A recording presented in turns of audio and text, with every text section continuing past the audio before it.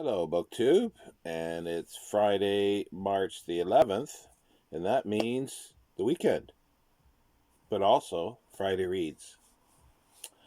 Now, I didn't do as well this week as I had hoped.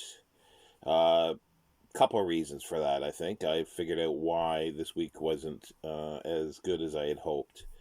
I read a few books and finished one bigger one of my March of the Mammoths, and finished started and finished two of the March Mystery Madness, I think it's called.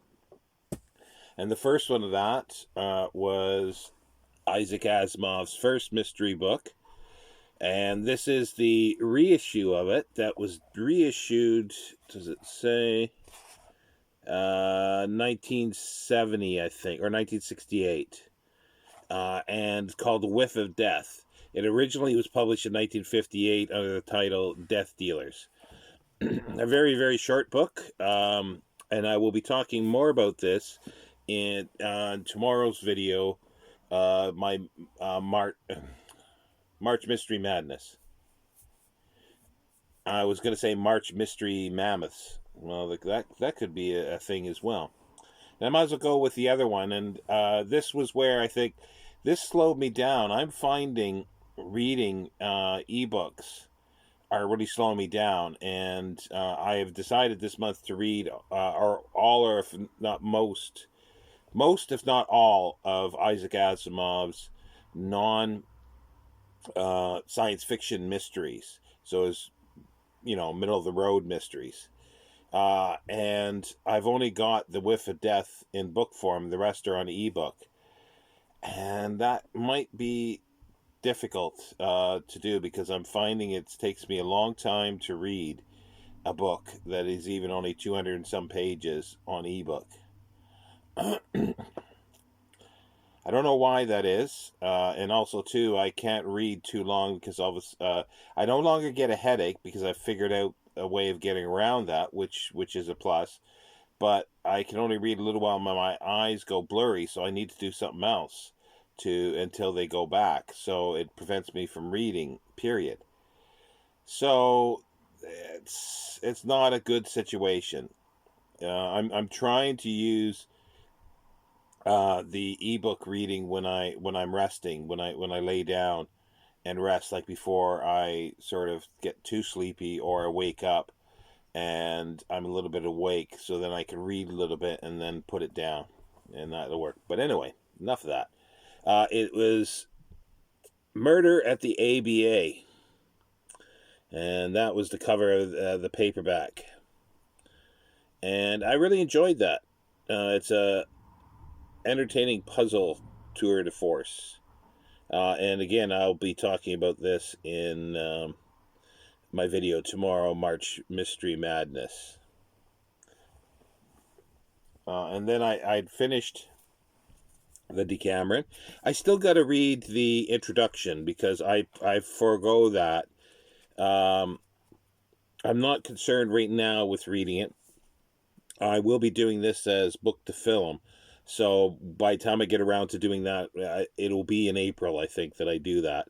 So I've got to read the introduction. The introduction is almost 150 pages, and with the notes, it's approaching 1,000 pages. This book, but about 850 pages with the notes, and I enjoyed it. And again, I'll be talking about that tomorrow. I'll make a specific video for the March of the Mammoths. So tomorrow will be sort of a wrap up of week one of March of the Mammoths. And this week's book to film was a classic in the genre of mystery / crime / gothic horror-ish. Was Arthur Conan Doyle's The Hound of the Baskervilles, another short book, and that's easy to read. I think I sat down. It was in 2 sittings. I had to get up. Call of Nature, and otherwise I probably would have read it in 1 sitting. It's only 160 pages in the Penguin, and it's got a very, very good introduction by Christopher Frayling. I'm glad I decided to get this because I originally had well, I've got it in a couple, I think, editions, but I had the Wordsworth classic of The Hound of the Baskervilles in the Valley of Fear. And it has an introduction as well by David Stewart Davies, which was good, and that was the main reason why I did get this one, because they're so cheap as well. And it has illustrations from the Strand magazine. Not great reproductions, obviously,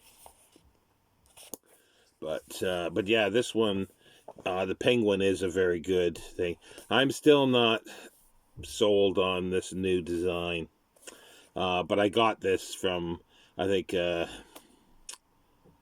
it eBay? Yeah, I think an eBay seller, free shipping, and it was, I think, £4.25 or something like that, new, or they called it as new, I think, but it's practically new.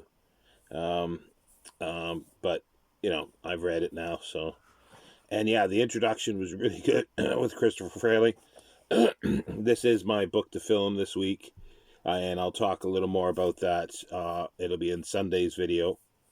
I'm moving the book to films to Sundays, and I like it's not sort of choreographed correctly, or the perspective seems a bit off. This is Pageant's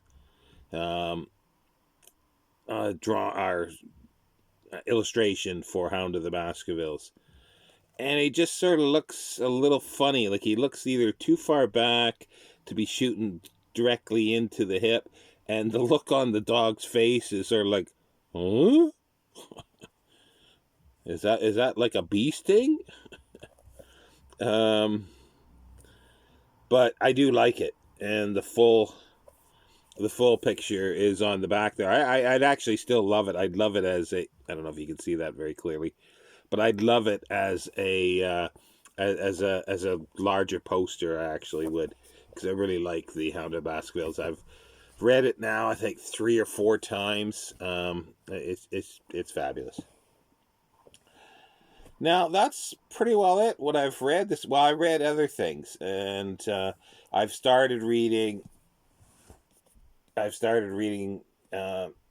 Bleak House, and I should be pretty well done this week. So I am getting behind on my reading. So there's a push next week. So next week I'm not going to be reading a huge amount of things. It'll be there'll be 2 of the robots and aliens for the Future History Project. There'll be 2 if I can, and again they're going to be on the electronic books, ebooks, of 2 of the Black Widowers short story collections of Isaac Asimov's mysteries. So there'll be those 2, plus the book to film is a bit of a cheat, but I'm going to do it anyway. It's for a silent film. I haven't started yet. I've got a bookmark in there. It's called House of Fear by, the full name of the guy is, what's his name? Is it Charles Wadsworth Camp? Yeah, Charles Wadsworth Camp. And this one's a little bigger than I'd like. It's 270 pages in this edition. I like the cover. I like the cover illustration. Now, the reason why I say it's a bit of a cheat, I'm going to be doing it for a silent film called Last Warning by Paul Lenny, 1927, I think. And when I say a cheat, is because the film was based on a play that was based on this book. Close enough. I can't find the play. I was curious about the play and see how they adapted it. That's the one thing I do want to look into. I want to look into at some point plays adapted to screen, but more plays that have adapted to silent screen. because I thought that would be an interesting way of doing it, because a play is dialogue heavy, obviously, and what happens in, and in the silent film, there's very little dialogue unless you have a lot of intertitles. So it'd be interesting to see how that is. It's too easy to sort of, well, it's not too easy, but it's an interesting thing to compare a play to a sound film as well, but a little different. So, but anyway, it's House of Fear is going to be my book to film and concentrate on this. So I've got um, four very short books, but they're going to be all on as ebook, and that's going to be a bit of a tricky thing. So what I'm going to do is I'm going to concentrate on this and read the ebooks over the week, with while I'm laying down, and little snatches in between. Another thing that slowed me down was, and I know who to blame it on. I was sent this as a gift from my wish list. Is the New York Times book of movies, The Essential 1000 Films to See, and I love it. It's not exactly what I thought. Like it's a personal thing, so there's a few questionable things in here. But you see, like there's almost four columns for this one. What film is this? L'America, an Italian film. I've not seen that one. But the great thing is that these are the reviews that appeared for the most part in the New York Times. So I've been, like, when I got this on Wednesday. Yes, I got it on Wednesday. So I spent all afternoon Wednesday going through this, and I kept on going on Thursday, and I really only put it down today. So that's your fault. Yeah, that person knows who it is. That's their fault. But I don't mind that. It's been an enjoyable indulgence to read this, and I'm going to keep this handy because to read stuff every so often. I love reading contemporary reviews. So, but yeah, and as I say, and I'll say again, shamelessly, my birthday is coming up right at the end of March, the beginning of April, and I won't say exact date, so you can figure that one out. And there's a link down at the bottom, but no obligation, but it's there if anybody wants to do it. So, and I greatly appreciate it. And yeah, so that's my reading for next week. As I say, I'm going to concentrate on this for reading,